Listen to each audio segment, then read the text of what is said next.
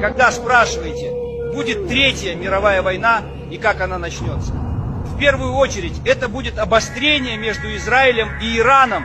Израиль боится Ирана, как черт ладана. Ну еще бы Иран — это 80 миллионов человек. Молодые, крепкие, полные веры. Израиль — враг номер один для Ирана. Воплощение зла. Сатана. Начнется все с ракетных ударов. Туда-сюда, обмен любезностями. И вот, когда Израиль почувствует, что дела идут не в его пользу, запомните мои слова. Израиль 100% не постесняется применить ядерное оружие.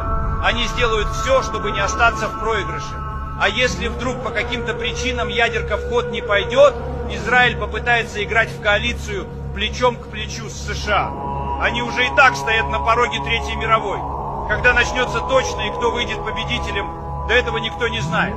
Поживем, увидим, как говорится.